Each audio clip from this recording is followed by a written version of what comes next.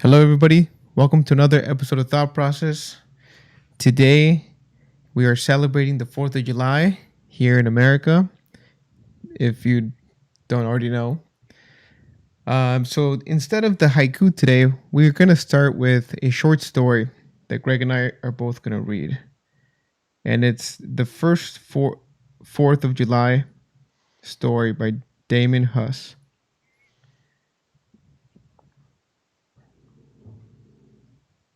Are you gonna start it? Yeah, no, hang on. Oh, okay. I'm finding my place. Today, we celebrate the 4th of July with fireworks, parades, and barbecues, a national holiday. It marks an important date in U.S. history, July 4th, 1776. On this date, the Declaration of Independence was adopted. Were there great celebrations on that historic day? The answer is no. No fireworks went off, no signing ceremony took place. So, what did happen on that historic day? On July 4th, 1776, the Second Continental Congress was meeting in Philadelphia. It debated whether to adopt the Declaration of Independence. The delegates came from 13 states, no longer colonies. Thomas Jefferson, the author of the Declaration, was there. Not much else is known. The debate was closed to the public. No one wrote down what was said. Even the delegates' letters revealed nothing about it. The delegates voted to approve the declaration. Only John Hancock, the president of Congress, signed it. No one else signed that day. Bells rang throughout Philadelphia. No other celebration took place. Congress had declared American independence. Many struggles had led to the declaration, and many battles lay ahead. So, yeah, I'm actually surprised that there was no actual celebration that day. Right, Greg? Uh, I mean, Other than which, sorry, hold on. Sorry about that. what? I couldn't talk. My throat was blocked. Uh, I mean, not not much happened. That's why they probably didn't celebrate anything. But because it wasn't like nothing on that day big happened. Like there was no finishing of a fight or anything like that. You mean like war? It wasn't in war. Yeah, It yeah, was more of a. Um, yeah, it wasn't. It was definitely not a war. We basically had signed, or all 13 colonies agreed that we wanted to be independent from Britain. yeah, Yeah. You want to get into the background so we can understand a yeah, little bit how it all led there? yeah. The conflict that led to the declaration began in 1763. In that year, Britain ended a war with France. Although the British won the war, it left them in debt. To help pay the costs of the war, the British Parliament passed the Stamp Act in 1765. This law called for stamps on all documents sold in the colonies. That's interesting. Hmm. Americans buy had to buy the stamps from British tax collectors. The stamps raised the cost of everything printed: newspapers, legal documents, pamphlets, and even playing cards. Huh. Americans hated the Stamp Act. They considered themselves loyal citizens of Britain. They already paid taxes to their colonial legislatures. They had no representatives. Sorry, my eyes are going bad. Representatives in Parliament, and yet Parliament was trying to tax them. This taxation violated what they considered their rights as British citizens. Many colonies protested the stamp tax. Some rioted, many adopted the slogan, "Taxation without representation is tyranny." Parliament repealed the Stamp Act, but it soon passed new taxes on paper, glass, and tea. Many colonists boycotted or refused to buy British goods. The British sent more troops to the colonies. In 1770, British troops in Boston fired on a crowd of angry protesters. I was actually trying to remember about this a couple weeks ago. I couldn't remember what the firing was. Uh, 5 colonists died in the shootings. This event was known as the Boston Massacre. It caused great anger against the British. Protests continued in 1773. A group of Americans boarded British ships in Boston Harbor and dumped their cargo of tea into the water. This was called the Boston Tea Party.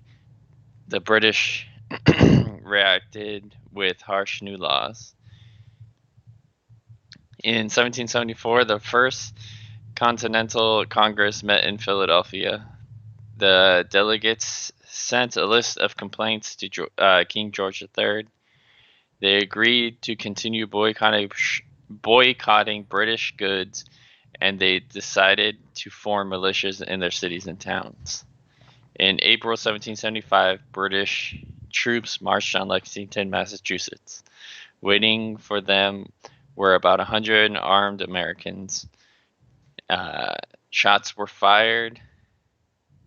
More fighting took place that day at nearby Concord. The American Revolution had begun. That was in 1775. Many Americans supported the revolution. They were called patriots, but many Americans were unsure. In January 1776, Thomas Paine published Common Sense, a pamphlet favoring independence. Where I keep losing my spot. It helped win over many Americans to the patriot cause. Wow. So what? I actually learned a lot just in these few paragraphs. First of all, I knew about the Boston Massacre, and in retrospect, I can't believe how lucky we are nowadays, where as we saw a large number of crowds, we saw rioting, we saw looting, we saw everything, right? And nobody was. Yep. I mean, there was use of brutal force, but there was no one um, shooting at the protesters. There's no tyranny involved. So, yeah, that's number one. Number two, the Boston Tea Party. Now I know where it was basically founded. So, a group of Americans boarded British ships in Boston Harbor and dumped their cargo of tea into the water. That's hilarious. That's where they got their nickname. Mm-hmm. So, 1775 is basically when the revolution started against Great Britain. Yeah. Okay. So, declaring independence. On June 7th, 1776, the Second Continental Congress met in Philadelphia. The delegates debated whether to break from Britain. Since the break seemed likely, they assigned a committee the job of writing an explanation of their decision. Thomas Jefferson was on the committee and did the writing. It took him 2 weeks. Then the committee presented the document to Congress. On July 4th, 1776, Congress voted to adopt the Declaration of Independence. And then this holiday was born. Wow. Okay, Greg, spreading the word. Overnight, a printer made many copies and sent them to the 13 states. People of all walks of life gathered to hear public readings of the Declaration. They heard the words that all men are created equal and that everyone has the right to life, liberty, and the pursuit of happiness. In New York, some listeners were so inspired they tore down a statue of King George III. The revolutionary words were taking effect. Even so, some Americans opposed independence. They were called Loyalists or Tories. Benjamin Franklin's own son, William, was a Loyalist. He was the governor of New Jersey. He and his father grew apart and never got over it. Another Loyalist governor, Thomas Hutchinson of Massachusetts, had been driven out of office and back to Britain in 1774. Tensions between patriots and loyalists remained high.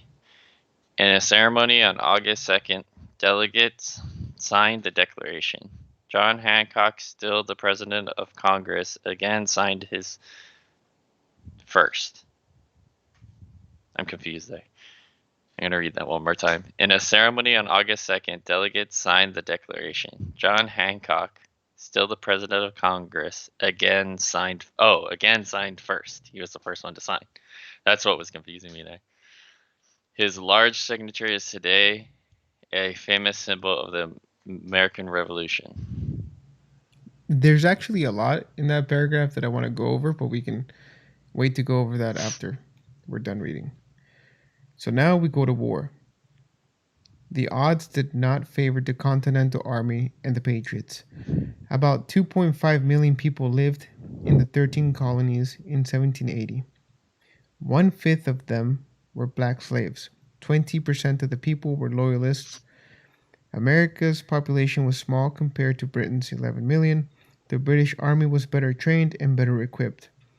Of the American generals, the most famous was George Washington, the commander-in-chief.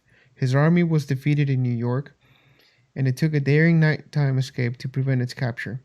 Washington rebounded with a surprise attack on the British in New Jersey. Washington led the army through the severe winter of 1777 and 1778 in Valley Forge. He won battles and he lost battles. He was a great leader, but the odds favored the British. The situation changed at the Battle of Saratoga in fall 1777. Patriots defeated the army of the British General John Burgoyne. Benjamin Franklin had been trying to persuade the French to help the Americans. After Saratoga, the French agreed and formed an alliance with the United States. With French troops fighting alongside Americans at the Yorktown in 1781, the British surrendered. The war was over. The victory cost Americans more than 25 military deaths and another 25,000 wounded. Woo! Wow, talk about perseverance, huh? And what type of leader it takes to get this done. That's just incredible. It's crazy how the way they fought too. They just I stand in mean, you line have and shoot at each muskets, other. and they probably had bayonets. For some reason, I can't see that being a real thing where people just line up in a line and take turns shooting at each other. Well, I think that was the only way they knew. I don't Like know, but like before, like thinking about it, mhm. it just makes no sense. Like who's like, yeah, I'm gonna stand here, take my shot, and hope not to get shot while I'm reloading. Like Well, it doesn't make sense because we've progressed and we've gotten better at war since then. But like we like 20 years from now, we're going to be thinking like, hey, we used to use drones. Remember that? How stupid was that idea? Because well our technology is going to be different. well there's a difference though. Like there was no barricade, there's no shields, like there was no like even form of trying to protect yourself. It was men fighting, dude. That was it. That was it. Okay, let's go back into Stone Age era. Like we could say the same thing. Oh, they beat themselves over with a rock. They close quarter combat was born there. They yeah, I mean it was just that's just the way they knew. That was all they knew back then. It was the leadership that maybe revolutionized their way of fighting, and that was the best they could do. You know. Yeah. So now looking back, it's silly to us, right? Yeah. But like I said, maybe 100 years from now. I mean, this was I don't know how many years ago, like 200 years ago. No, it's like 100 and what? 140 years ago? 100? Since all this? No, No. 230 years? 240 years? I don't know. Yeah. About right. Anyway, let's get into the universal words. 250. It was about 250 years. The nation was independent.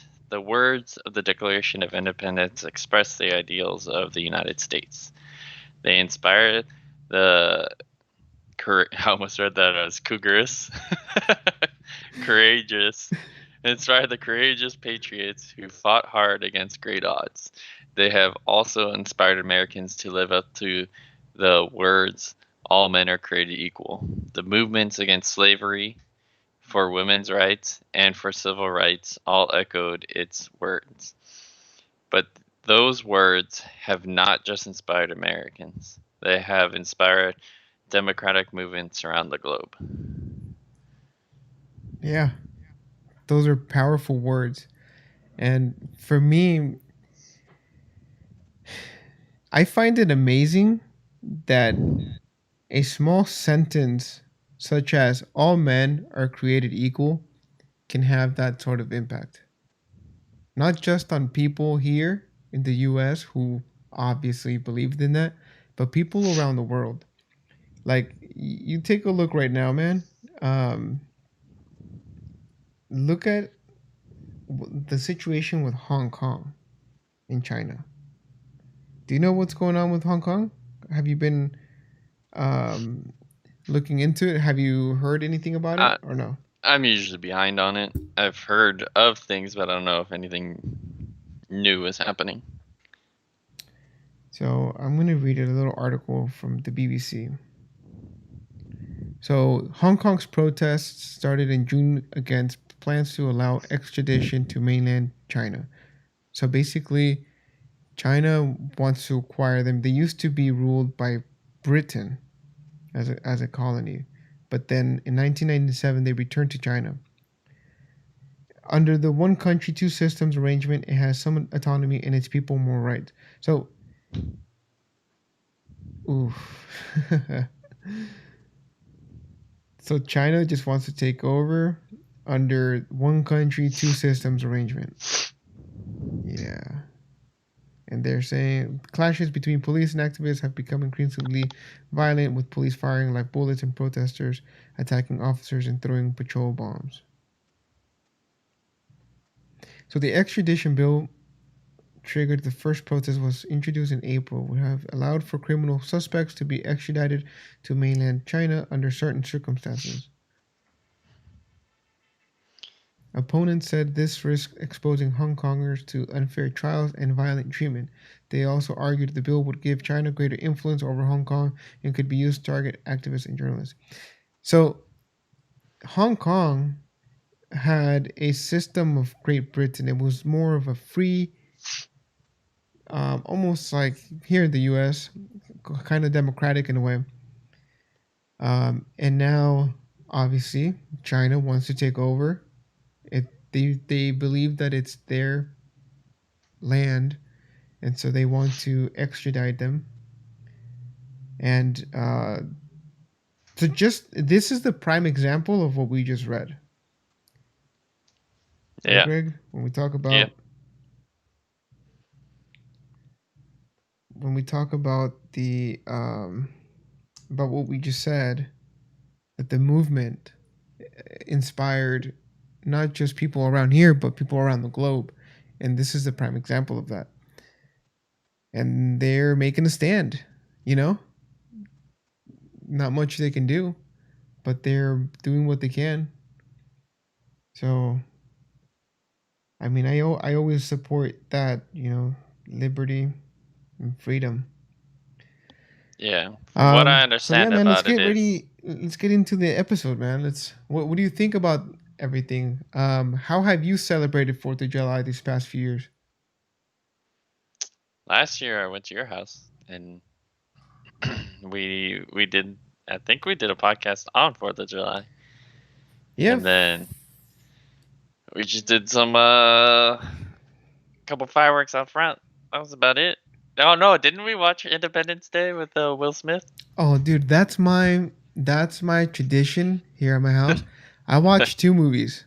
If we're staying in, I watch two movies. Independence Day with Will Smith, just because aliens, and number two, um, Team America.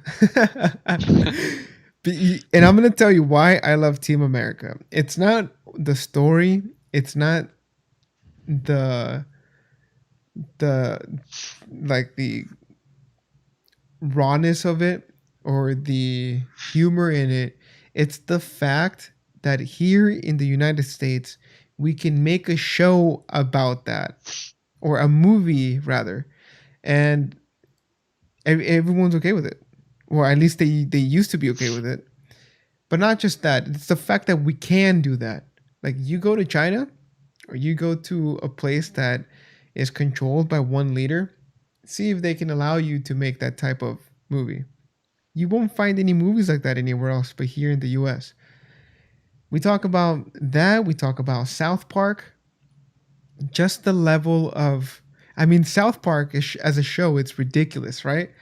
Yeah. But it's allowed, and that's the important thing, that it's allowed, that we have that freedom to do that.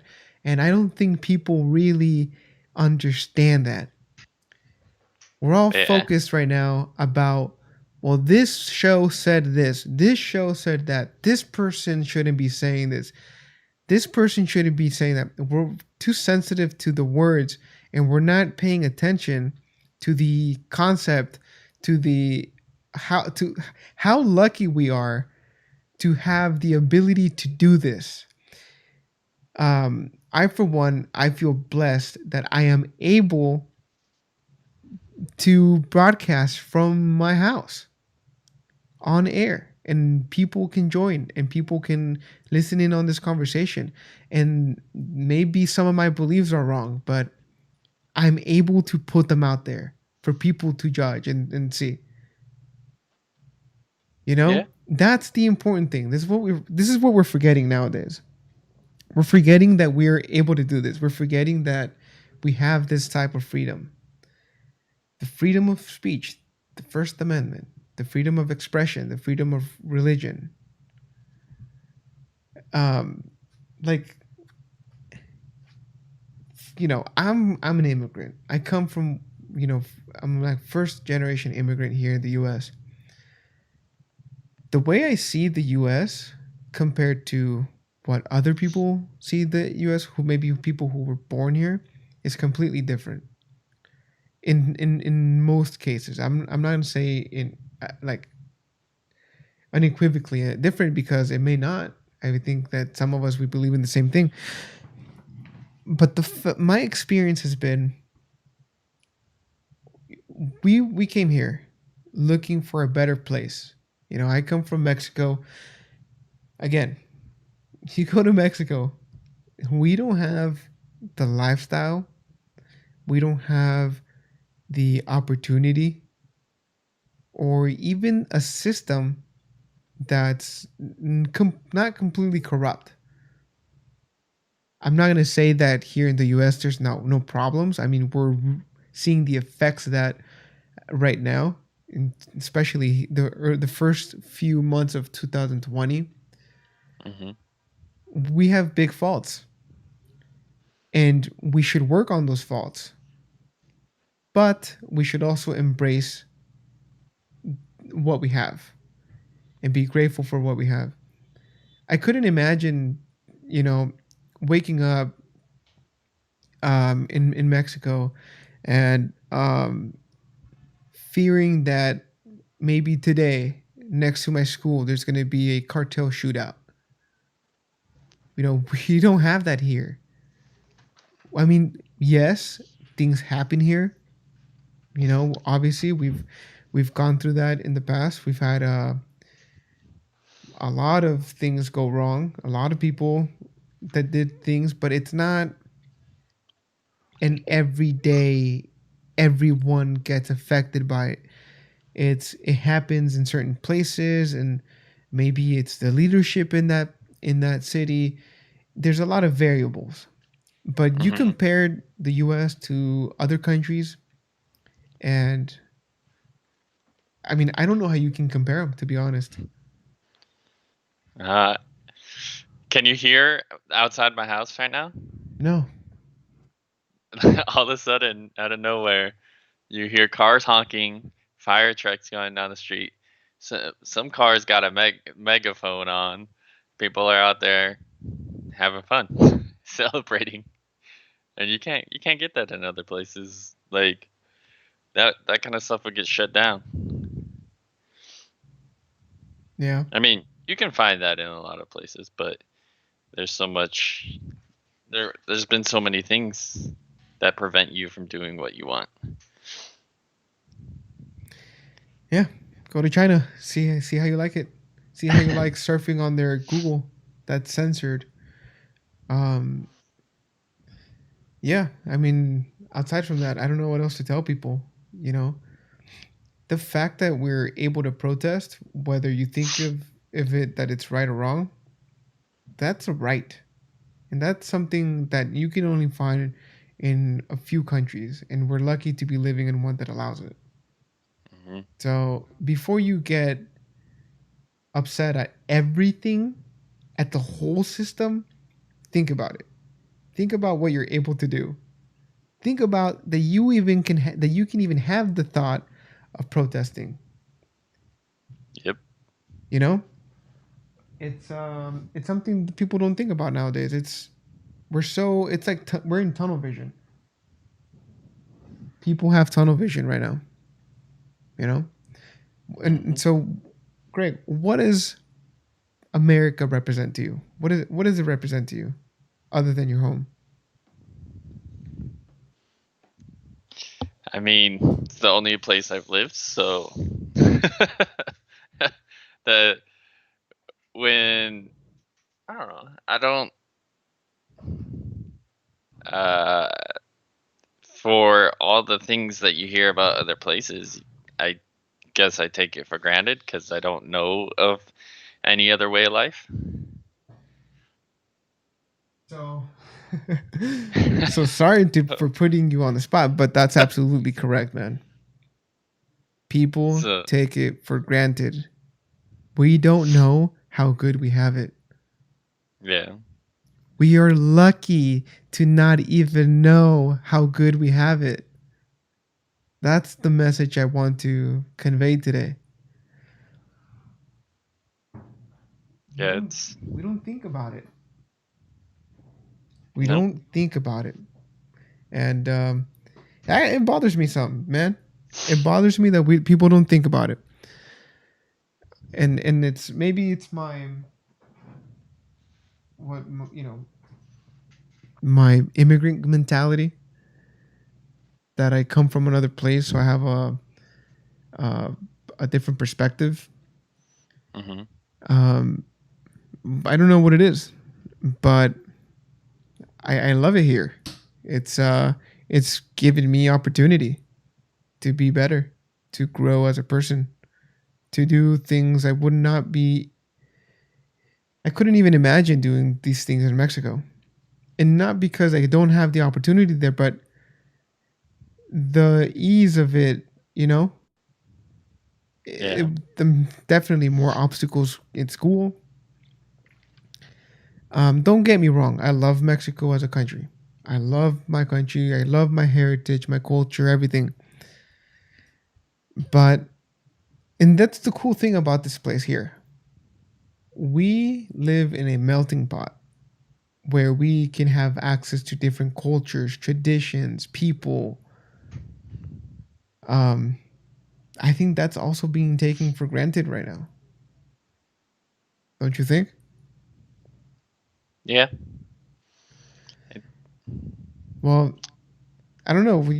I think Greg, you owe us to give us more of your thoughts on America. You lived here all your life. Could you imagine living anywhere else? No, and that's the thing though. Like, I don't. I've never had to think about what it's like living in other countries. Like I went to Peru and I went to an area that was like definitely the poorer areas in Peru, and there was no like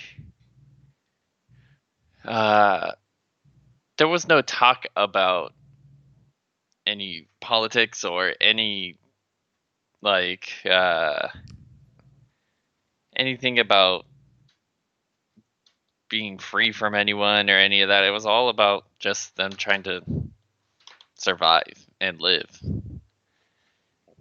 And so like I didn't even see like any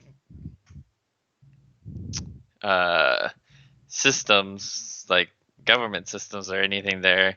Like you see military instead of police, which is definitely a weird thing. Um, but I just don't know how it would be to have to worry about these things. Yeah. Again, I feel like people need to travel more. I think you guys need to get out. We need to get out. I think I got comfortable here too. Um, we need to go. Take a month. Go to go to Myanmar.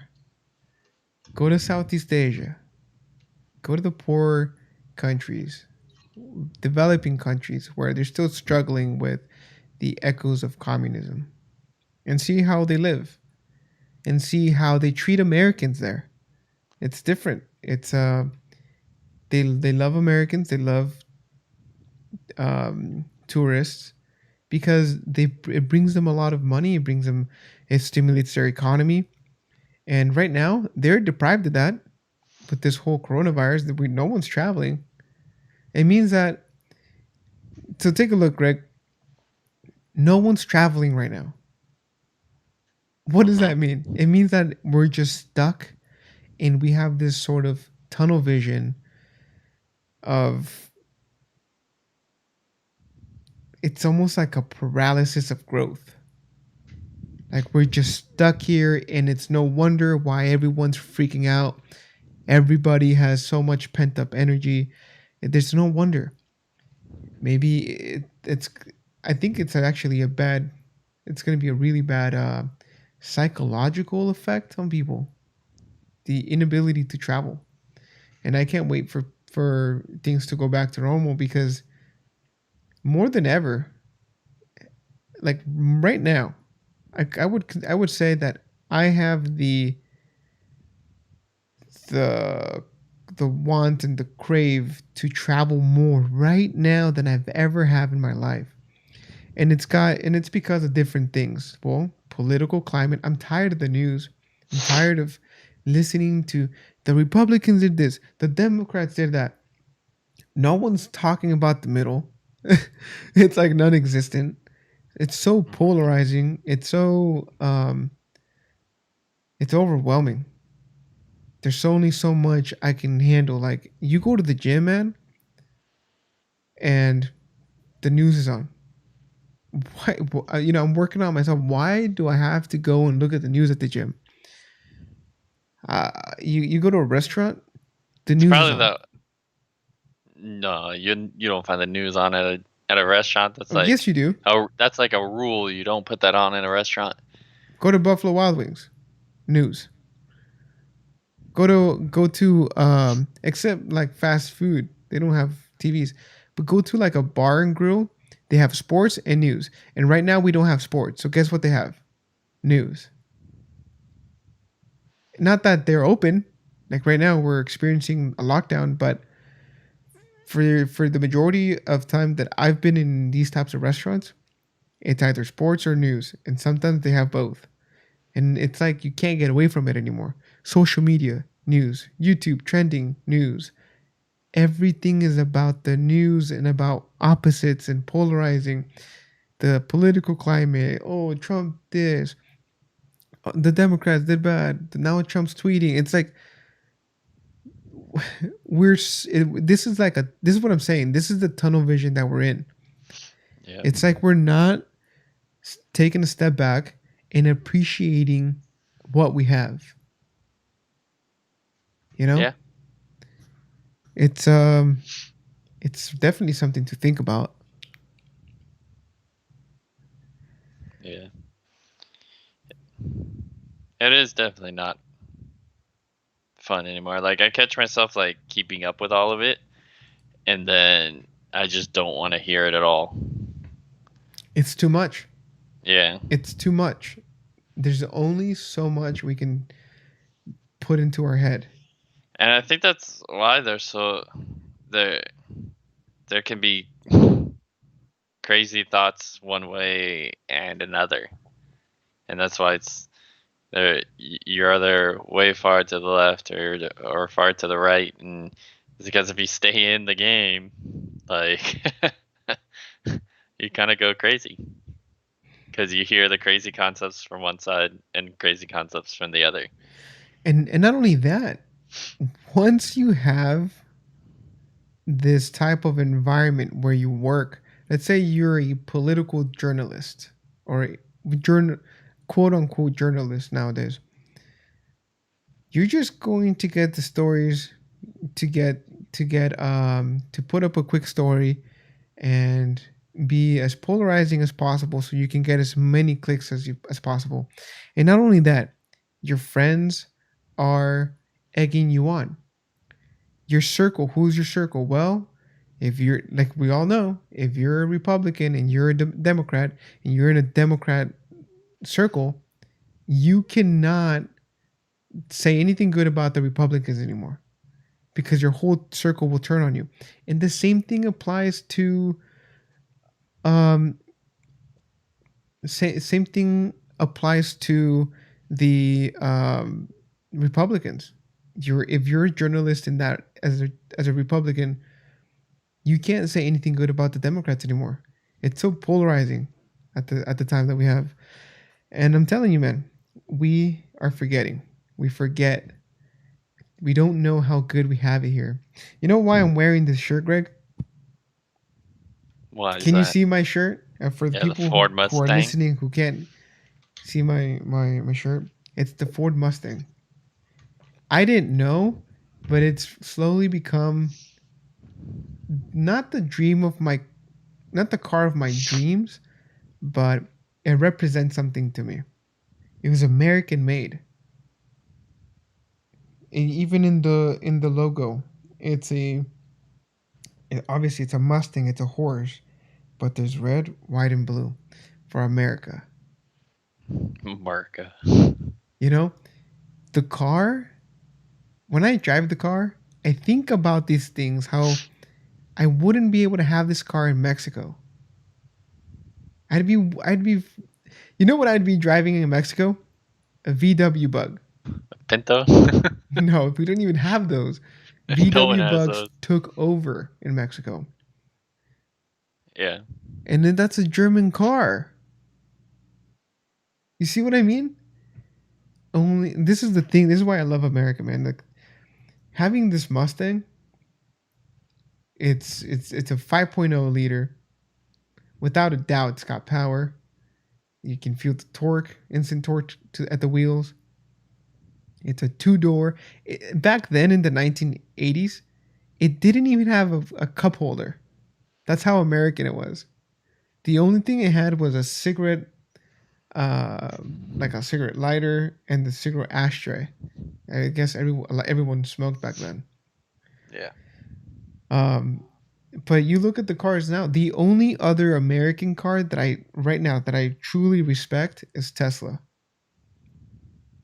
and and it's also kind of crazy to think about it, but also gives you a lot of insight as to what America really is. Tesla was created by Elon Musk, who is a South African. Yep. If someone like that can come to America and become a billionaire business magnate, like that is the American dream. And also, just thinking about it now, the American dream was the first marketing, um, I would say the first marketing idea in America in terms of selling America to other people. Why do you want America? Because of the American dream. Back then, as now, it means different things. Back then, it meant prosperity, the liberties. What did we read? Um, Liberty. What was it? Gosh dang it. Not sure what you're looking for. It was three words that we read in the story. They were famous words. Give me a sec. Are you talking about all men are created equal? There's another one, yes, but there's another one. Are you talking about life, liberty, and the pursuit of happiness? There you go. Life, liberty, and the pursuit of happiness. That was the American dream. In a way, I feel like I'm already living that because I have life, I have liberty, and I have the ability to pursue my own happiness right now. That for me was, as an immigrant, that was my American dream without even knowing it. So now I appreciate the fact that I can do this here. You know, Mm-hmm. and also, Greg, is this something that you ever thought about? Like every time you celebrated Fourth of July, every time you did, you celebrate all these national holidays. Like as an American, as someone who was born and raised here, is this something that you ever thought about? Do you appreciate it now that I mention it, or like where are you at in terms of this? When I was a kid, no, I just wanted to go do some fireworks. like, like you, all this stuff is history essentially, and you don't. I don't know. I don't think most people think about it when they're a kid. Like they'll hear it and they'll be like cool, but it just goes right over them. I think. You know why? Because we focused on what do we do on today's holiday. What do we do in today's holiday? That's what we Yeah. focus on. We don't focus on why we celebrate it. And Yeah. we don't teach it. Like if I ask any of my nephews, they most of them were born and raised here. They Hmm. don't know nothing about 4th of July other than like you said, going out there and getting some fireworks and doing fireworks and stuff. Aside Hmm. from that, you know, what they don't know anything aside from that. Yeah. Um yeah, dude, it's it's definitely something to think about. And yeah, man. What do you It's think, because Greg? it's because they don't have to go through those struggles, so they don't care. Like it's just how it is. If you don't have to go through something, it's you don't have to think about it. So, would you say that history and reading history would be one of the most important things you can do as an American? Only if you're willing to care about it. Well, not if you're willing to care. Would you say that in order to appreciate what we have, we must appreciate history? In fact, let me Yeah. do you one better. What do you think about people tearing down monuments and statues?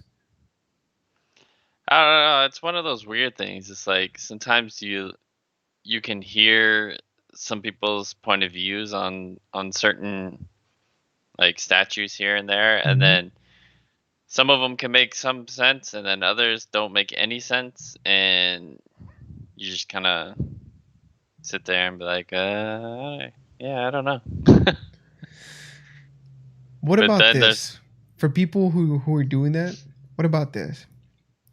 What if it's not about celebrating them and celebrating these controversial statues and people who like historic people? mhm, What if it's about understanding where we were at one point in time and where we are now? And that is what it's supposed to represent. Not that we keep it up because we like it. No one said that.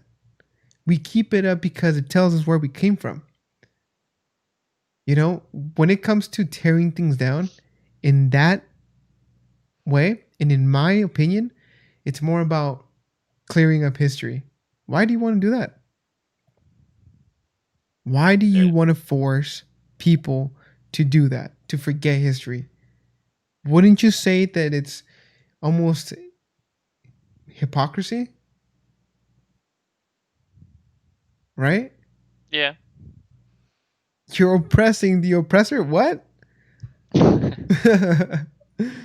We're supposed to celebrate the fact that we came a long way. We don't have those people right now. They were people back then. We don't have those people right now. We're looking at it the wrong way. Yeah, Again, it's like tunnel vision. Like you have nothing else to do. Oh, you're still collecting unemployment, have nothing else to do. Well, your life has to have some meaning. it's And also you kind of like the concept I said before, where if if you walk into, let's just give an example, you walk into the club, and this scenario, everyone's a girl. Say you walk up to your friends and you say, "Hey, bitches, what's up?" It's fine. But if you walk up to someone you don't know and say, "What's up, bitch? How's it going?" Like you're gonna probably gonna get your ass beat. And so I think it's the same thing of the misunderstanding of why like monuments are out there, or I mean, you you know what I'm saying? Like no, I you completely you lost can, me. it's the way things are said and presented that people aren't understanding.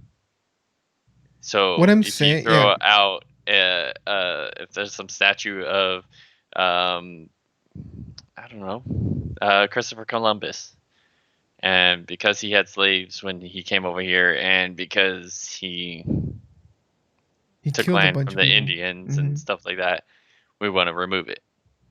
But then on the other hand, you want to keep it up because it shows the history of how the country came to be.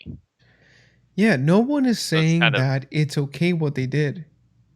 yeah, But if you want to erase that, then you need to erase the whole earth because the whole earth is a shit mess. yeah. Everything that's happened in this earth, you're just going to erase the earth? Is that your plan? That we never happened? Your Might be ancestors didn't someone's plan, beat man. your ancestors didn't beat another tribe with a club? Yeah, Are you telling me that? You're going to erase your blood? Your blood? You don't even know where you come from. You know what I mean? Like what if your great grandpa was like um an actual Nazi, but yet you don't represent any of that and you don't believe in any of that? yeah, Just because it's happened, or it doesn't necessarily mean that it defines you, right? And this is the thing about ultimatums and polarization and extreme ideologies, is that the more extreme it gets, the more it represents what they fear the most. yeah. Well, you can't say this, you can't say that, you can't. Well, guess what that sounds like? Commies. Guess what that sounds like? Hmm. It just takes thinking. You think about what it is that you're fighting for.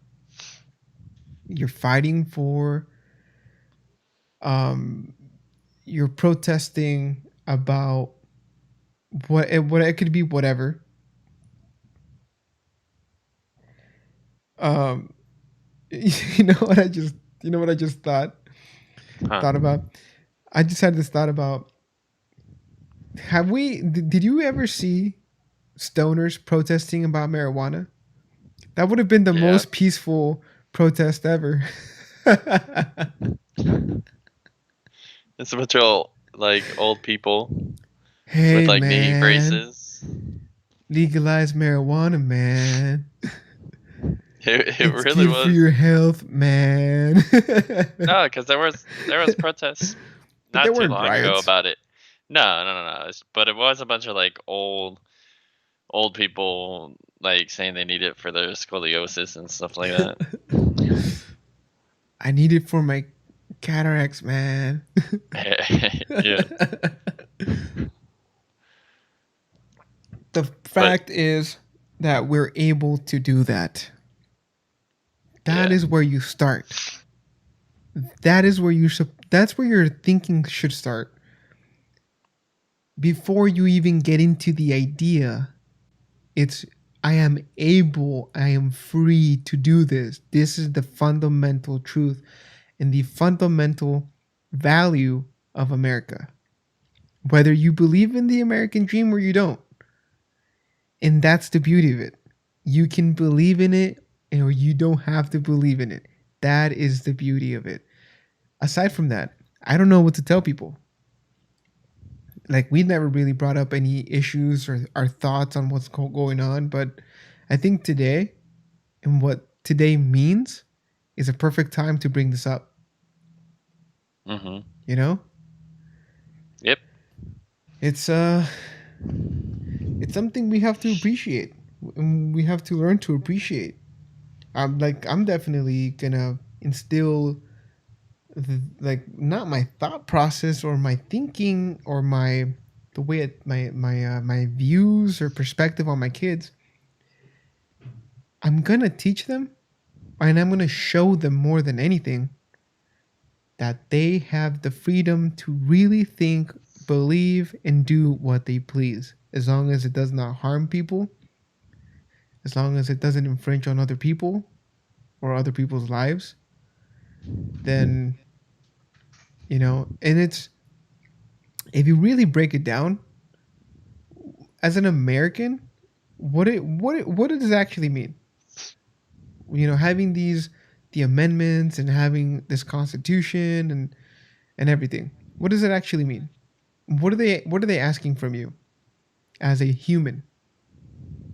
To be a nice human, to be reasonable. Yeah. That's it. It's what you can do. And that's what humans should be doing anyway.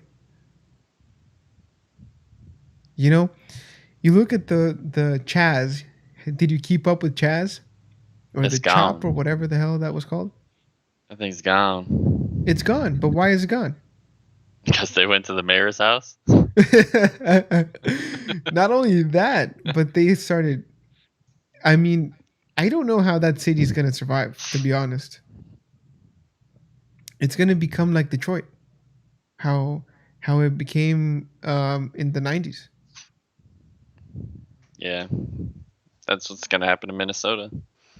and it's done. Like, there's nothing you can do about it. Like, you brought this onto yourself. You know, Yeah, where is the life and liberty and pursuit of happiness for all the business owners and all the families who had nothing to do with this? Where is it? Are you going to be held responsible for that? no, You the know? mayor should. Yeah, You know what I'm saying, dude? It's like, as expected, shootings, lootings, violence erupted. It's Lord of the Flies. We as humans cannot get away from that. Part of being a good human is understanding your ability to do harm to other people. That's what it means to be a human. Understanding the harm you can cause and not cause it. That's where morals are. Yeah. You know? Ah, I mean, this rant. I just went on a rant, but I'm glad it's out there. I'm glad that it's off my chest because I didn't know where to put it, and I think this is a good place to put it. And again, maybe I won't believe in any of this in 10, 20 years. Don't hold me to it. People change, just like our country changed. We went from slavery to abolishing slavery to equal rights to opportunity for everyone to now. I think this is like the best time to be alive, even with the coronavirus. It's only gonna get better. I hope, unless other people plan otherwise. You know, Other people plan otherwise. I mean, you don't know. You don't know what can happen. Civil war. Um, I mean, I'm not. There's still threats out there. Other countries that are. When obviously no one really likes America for who knows what reason. But you know what? It's only some people. I don't know. I don't. I also don't believe that. Most people believe in America, or yes, we have done fucked up things. Yes, our government is fucked up. Yes, we have corrupt politicians. Yes, that's true. But if you come and live here and you see the lifestyle that we're able to have, even as a bum or a homeless person, it's probably the best place to be. Yeah. You know, there's tents.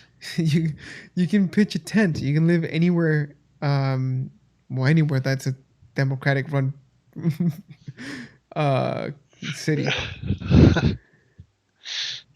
You know, Careful there. you go to LA, you go to San Francisco. I mean, doesn't seem like we really care about all the feces and everything. Nope. It's just today is really uh, about celebrating the freedom and the things that we have. That's really what it comes down to me. The ability for me to sit here and share my thoughts with people with this podcast. Today is what it means to me. That is what it means to me today. The fact that whether it's right or wrong, I can drive a V8 in an 8 cylinder car. Whether it's right or wrong, not that I drive it every day. You know, um, yeah. I mean, the only it's only gonna get better, I think, if we unify. And actually, I kind of want to give that a shout out. Did you hear about the Unity 2020? No. No? Why don't you look this up on Google really quick? Put hashtag Unity 2020. Hashtag. Uh huh. So that you can see what it's talking about. And then read it for us so that we can, people and listeners can go and view it. Because if there's an answer to all this chaos, and if you hate Trump and if you hate Biden as president, this is where you need to go. This is the cause we all need to get behind or behind him.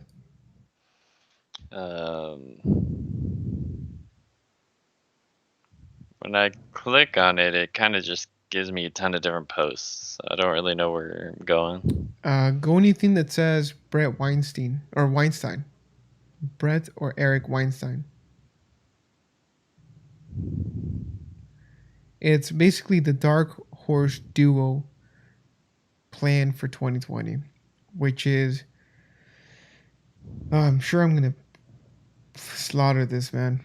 It's basically it's it's a two-party system.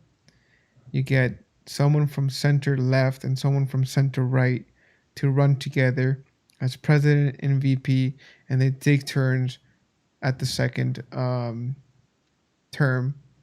One takes turns being president, the other one takes turns being vice president, and so on and so forth. and then people have the ability to vote one in or vote one out. Hmm. And that's, you get the best of both worlds. You can get someone in like Yang, who was obliterated from both parties, and more on the Democratic Party. They didn't want him. And not that all his ideas were good, the fact that he understands where the country's headed, it's just it's a good place to start, because it's a good place to start.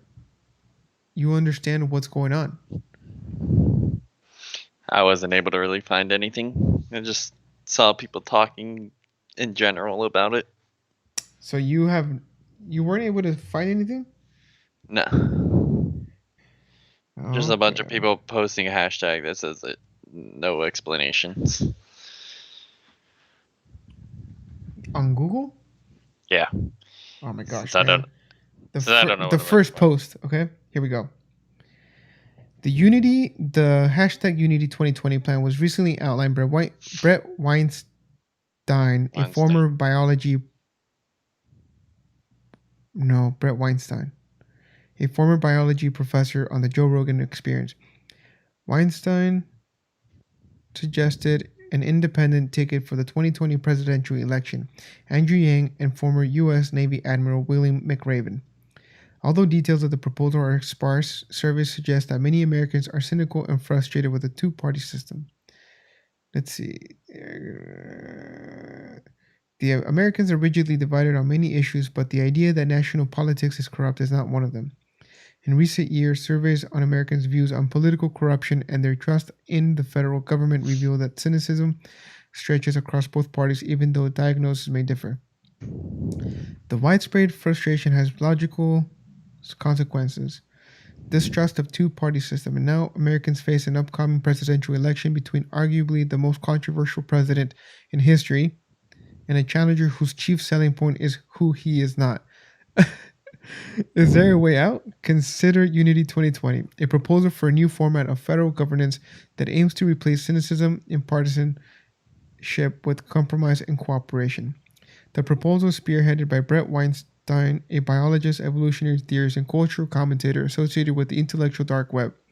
I don't know why they would say that, but the IDW is a whole separate thing.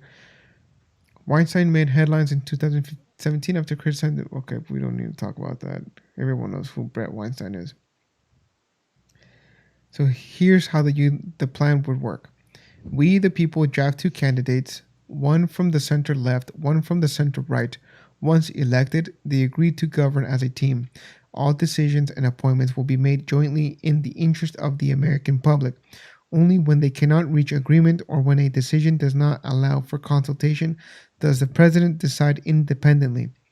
A coin flip determines which candidate runs at the top of the ticket. Each candidate must possess three qualities. Number one, they must be patriotic. Number two, they must be highly capable. Number three, they must be courageous. The post doesn't mention how these qualities would be defined or who would judge prospective candidates. Then it says, after 4 years in office, the order reverses for the next election. The post reads, this continues until the American public chooses an alternative administration or one of the members of the team cannot run for re election, at which point a new paycheck would be replaced them.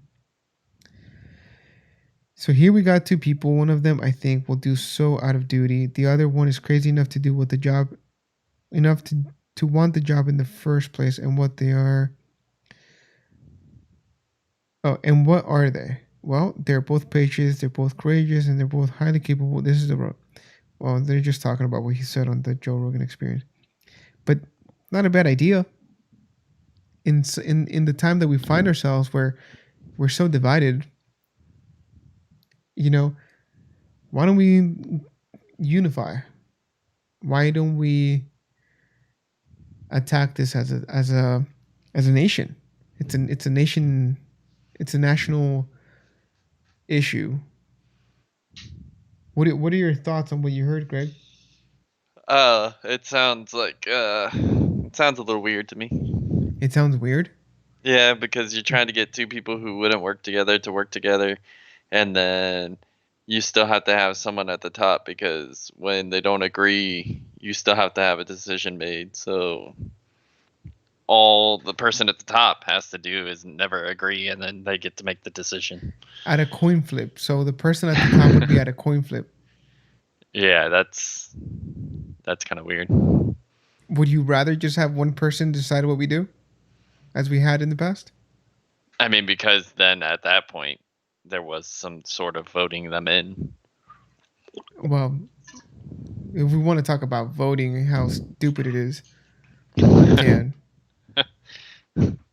Like the whole population. I mean, forget about voting fraud or voting scams or whatever. Just think about one person gets to decide where America's headed. That's not really true, but I mean, by obviously we have branches of the government that prevent that. But what I'm saying, the distribution of power, right? What I'm yeah, saying is, if we wanted to go to, if a president wants to go to war with a specific country, they can. If we've done this in the past, it's happened many times. You know. Now, if we had a two-party system, one would support it, one would not. They would disagree, and then we would have a better chance to, as a team, figure out what needs to be done and why it would need to be done. Basically, he's for a conversation to be had yeah, and a debate. And it's something that we don't have right now. Right now, it's all attacking. Everyone's on the offense, everyone's for their team. No one is for unity, no one is for a conversation. That's really what's going on, yeah. right? So it's not too late, folks. It's July. It's July 4th. We have August, September, October, November. We have 4 months to figure this shit out, guys. 4 months. That's nothing. You know? Um, Wait, are you saying till the end of the year? till November Oh, for election. that's how I was like, 4 months. What do you mean? 5 months till the end of the year. No, 4 months to decide the fate of our fate for the next 4 years. Yeah. I mean, are we gonna continue attacking like each other like for 4 years? It's no wonder people are leaving. No wonder people are getting out of America. What's always gonna happen? It's just the severity of how much we attack. It's just how it Well, is. everyone's all talking about a utopia that's incapable of existing and impossible to achieve. Hmm. If you want that utopia, we wouldn't be fighting in the first place. Right?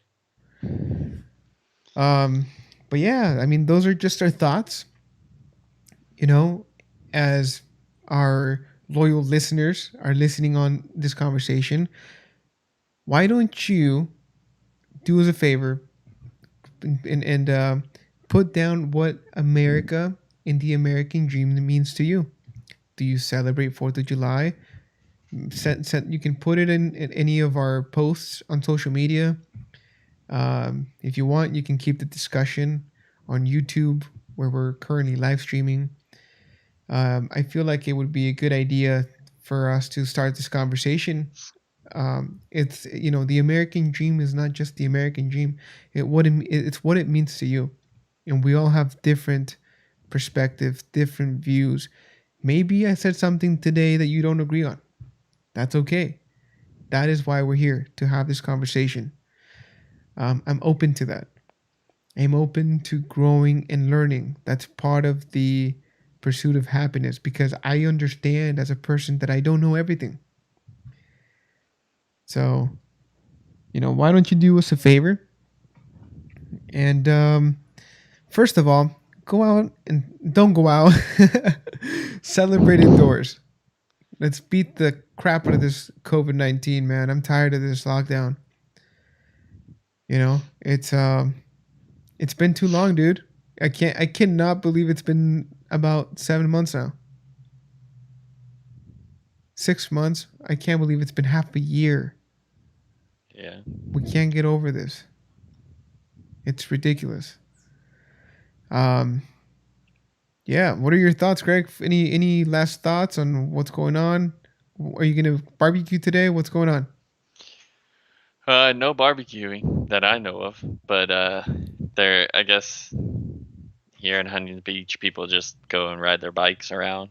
Like they don't necessarily do it for any reason. There's You know, people out on their bikes. there's an additional point that I wanted to touch upon here. Now you reminded me. Uh-huh. I went out to Huntington Beach the other day, last weekend, to take Yeah. my dog to the dog beach over there, thinking that the dog beach would be not so crowded, but I mean, it was a little crowded. There was room to walk. There was room for social distancing and everything.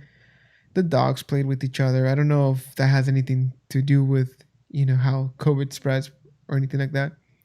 Hmm. But I made a stupid decision, and it was to go and get lunch nearby at a nearby restaurant. Obviously, we grabbed takeout, but just being there, oh my gosh, crowds of people, not social distancing at all. It's no wonder our numbers are spiking. But I was talking to Robert about this, and he brought up a good point, man. He said, because I told him, I'm like, dude, these people don't care. These people don't care. They say, well, you shouldn't be telling us what to do.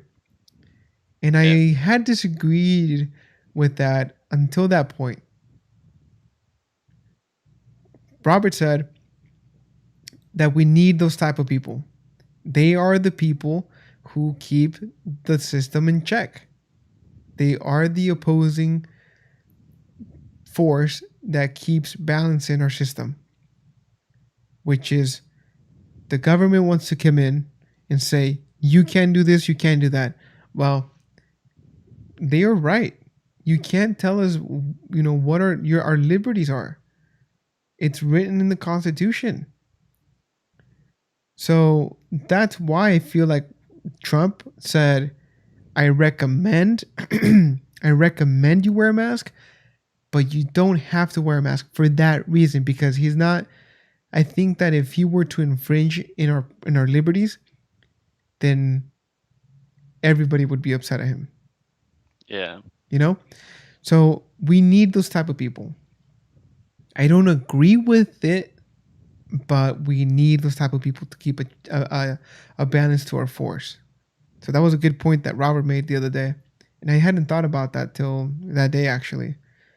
Um, what do you think? What do you think about that? I understand that, but at the same time, you don't need you don't need the ups what is the word?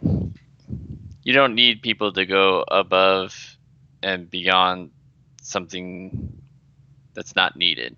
Like there's a difference between bringing out points that maybe I wouldn't bring up and bringing up things that aren't true.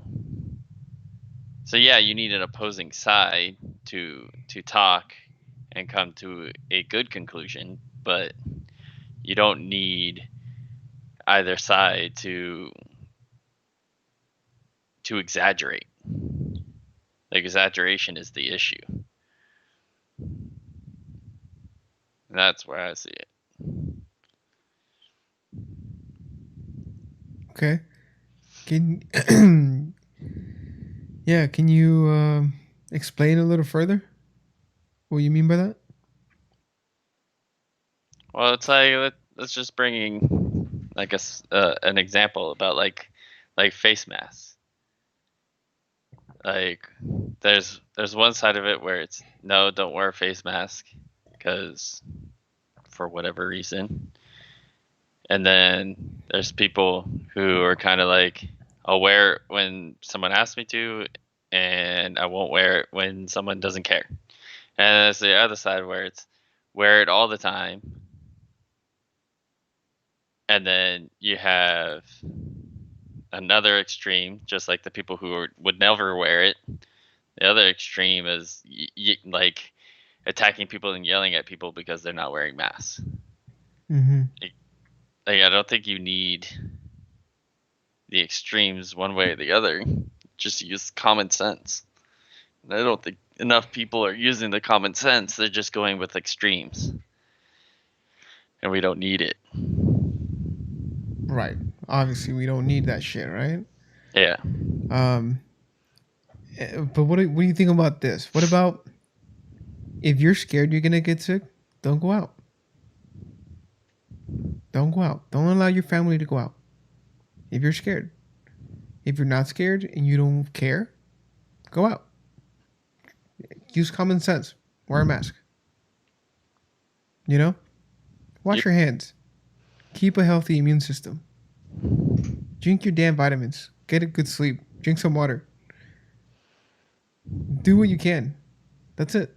Don't just go to the bar and get shit faced and we know these people who, even when they're just sober, they're like talking, but they're really just, they're like spitting like everywhere. Before the COVID, I was already aware of those type of people, and I was like, oh man, like it just felt like I'm sure I do it too. I'm not gonna say I never do it, but I'm more conscientious about that, and I try to Yep. limit my just being obnoxious and spitting everywhere, and I cover my face when I sneeze, everything. And There's no some more people hawking who don't. loogies. There's some people who don't, man. No more I'm telling snot you. rockets. I'm telling you. We're walking around, and across the way, you hear "Hacha," not covering their face. Yeah. I'm like, that's the problem. That's the problem. This is why we can't have nice things here. That's the problem. Uh, But enough ranting. I'm ready to go and celebrate with the burger.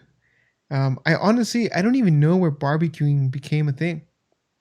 Where did even barbecues come from? I don't know. Having like grilling, I don't remember. Like I don't think I ever learned anything about that in school. Maybe we can deep dive on barbecue. Why don't you take a look to see where grilling No, and do it another time. oh gosh, Greg, look at uh, you teasing it's a people. cooking method, a grilled device, a style of food, and a name for a meal or gathering at which this style of food is cooked and served.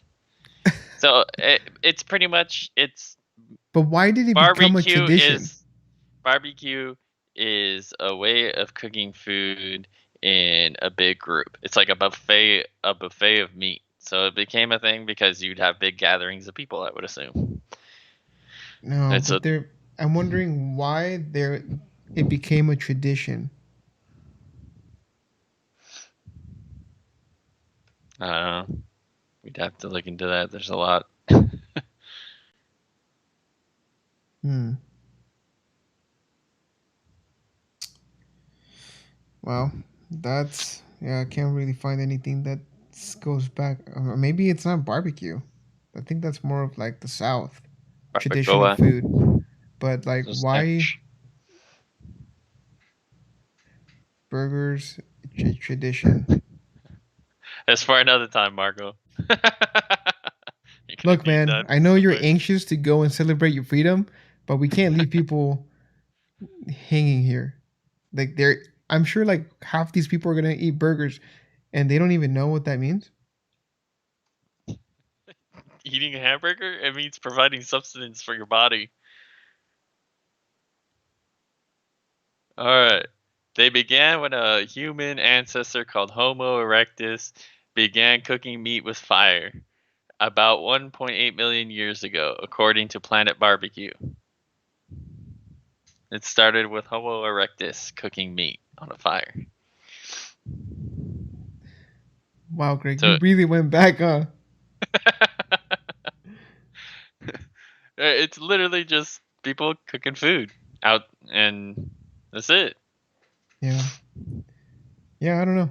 It says here that considerable evidence suggests that the U.S. was the first country was where two slices of bread and ground beef steak were combined into a hamburger sandwich and sold. There's some controversy over the origin of the hamburger because its two basic ingredients, bread and beef, had been prepared and consumed separately for many years in different countries before their combination.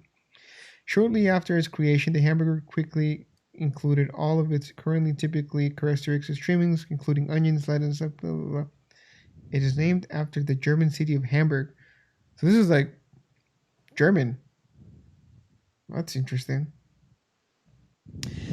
So it seems that yes, this will be a rabbit hole topic at one point.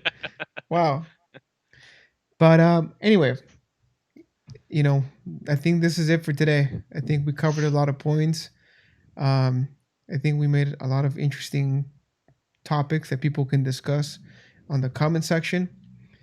Like, subscribe, hit the bell.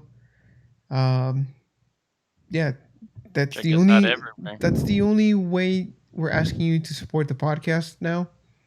We love doing this. It's fun. I like that we have a place to put our thoughts in.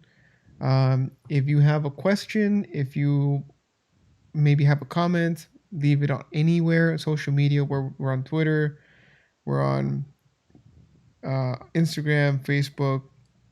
You can check out this podcast again on Spotify, Stitcher, Google Podcasts. We're now in the Alexa podcast. We are also in the iTunes and Apple Podcasts. Everywhere podcasts are heard, you can listen to this. Subscribe so that you can see when we go live next time. And with that, happy 4th of July, everyone, whether you celebrate it or not. Um, and I think that's it. Greg and I will be Yep. back later in the week, next week. Um, time and date to be announced on social media, maybe. Other than that, have a good celebration. Have a safe, stay away, wear a mask. And that's it. Thanks, guys. Have a Talk to good you later, 4th of Greg. July. Have a good one. See you later.